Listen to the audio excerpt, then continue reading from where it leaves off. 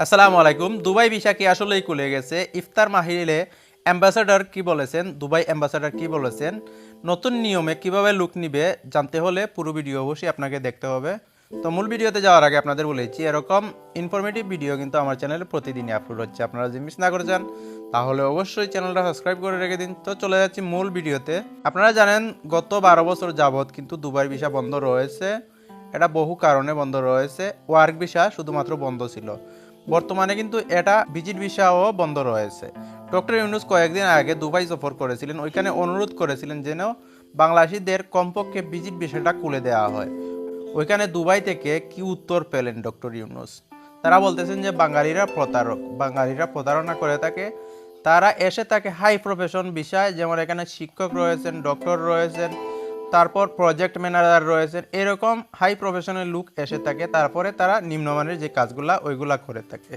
তো এর জন্য তারা প্রতারক বলতেছে। তারা আরও দেখেছে যে যে ডকুমেন্টগুলা নিয়ে বাংলাদেশিরা যায় এগুলা যাচাই করার পর দেখা যাচ্ছে ডকুমেন্টগুলা কিন্তু অরিজিনাল, এটা কোনোভাবে ফেক নয়। এটা কিভাবে ম্যানেজ করে বাংলাদেশ থেকে বাংলাদেশি লোকেরা, এটা তারা বুঝতেই পারে না। তারপরও তারা যাচ্ছে, তাদের সব কিছু ঠিকঠাক আছে। যাওয়ার পর তারা নিম্নমানের যে কাজগুলো আছে এগুলা করে থাকে। বর্তমানে যে বিষয়গুলো খোলা রয়েছে এগুলোর মধ্যে রয়েছে গড়ের বিষয়, সিকিউরিটি গার্ডের যে বিষয়গুলো ওইগুলো, এবং হাই প্রফেশনের যে বিষয়গুলো ওইগুলো দুবাই শহরের মধ্যে খোলা রয়েছে। প্রবাসীরা একটা ইফতার মাহফিলের আয়োজন করেছিলেন, ওইখানে দুবাই অ্যাম্বাসেডর যোগ দিয়েছিলেন। ওইখানে তিনি কিছু প্রশ্নের উত্তর দিয়েছেন এবং ওই প্রশ্নগুলোর উত্তরে কি বলেছেন অ্যাম্বাসেডর, নতুন নিয়ম করতে যাচ্ছেন উনি। নতুন নিয়মে ভিসাগুলা খোলা হবে, মানে লুক যেতে পারবে। যেই কোম্পানিগুলার অরিজিনালি লুকের প্রয়োজন ওই কোম্পানিগুলা যদি অ্যাম্বাসেডরকে বলে বা অ্যাম্বাসিতে এসে বলে আমাদের লুকের প্রয়োজন, তারা সেই ক্যাটাগরি অনুযায়ী লুক দিবে। মানে অ্যাম্বাসি এখানে লুকের ব্যবস্থা করে দিবে, বাংলাদেশ থেকে লুক নিয়ে দেবে। যে ক্যাটাগরির লুকের প্রয়োজন ওই ক্যাটাগরির লুক নিয়ে দেবে। এখানে যেমন রয়েছে, এখানে মিস্ত্রির প্রয়োজন রয়েছে, কার্পেন্টারের প্রয়োজন রয়েছে, স্টিল ফিক্সারের প্রয়োজন রয়েছে, তাদেরকে সরাসরি নিয়োগ দিবে অ্যাম্বাসি।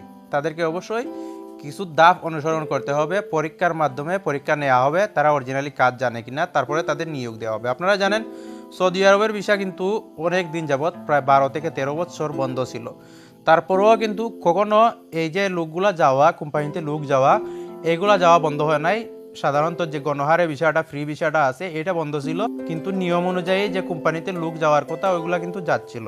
কীভাবে যাচ্ছিল? এই নিয়মেই কিন্তু যাচ্ছিল। তো এই নিয়মটা কিন্তু নিয়ে আসতে যাচ্ছে দুবাই এম্বাসি, তারা এইভাবে লোক নিয়োগ দিবে দুবাইতে। তো ভিজিট ভিসা সম্পর্কে আলোচনা করা যাক। ভিজিট ভিসা কিন্তু খুলতে যাচ্ছে, ভিজিট ভিসা বর্তমানে খুলতে যাচ্ছে, এটা কিছুদিনের ভিতরে খুলবে।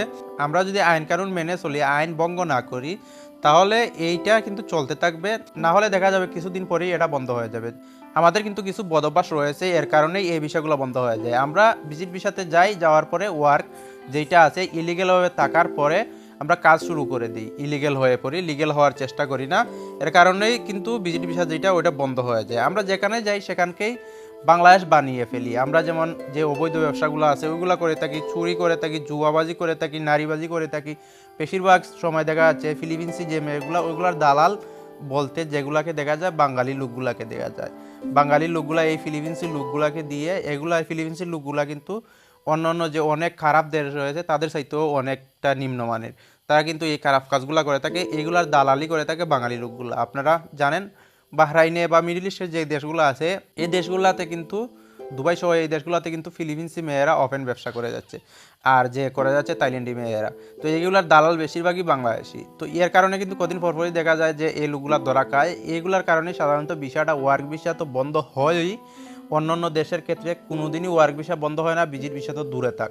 আপনি খেয়াল করে দেখবেন, আপনি যদি প্রবাসে থাকেন কোনো দেশেরই কিন্তু ওয়ার্ক ভিসা বন্ধ হয় না, এবং ভিজিট ভিসা তো এটা কথাই নাই, ভিজিট ভিসা কোনো দেশের বন্ধ হয় না। তারপরেও বাংলাদেশিদের ভিজিট ভিসাও বন্ধ রয়েছে, ওয়ার্ক ভিসাও বন্ধ রয়েছে। তো এটা নিয়ে আর বিস্তারিত বলতে চাচ্ছি না। এটা খুলতে যাচ্ছে ভিজিট ভিসা কিছুদিনের ভিতরে, এবং ক্যাটাগরি অনুযায়ী এম্বাসি নিয়োগ দেবে, এইটা কিন্তু খুলতে যাচ্ছে। এই সুখবরটা ছিল। আজকের মতো এখানে শেষ করেছি। আসসালামু আলাইকুম।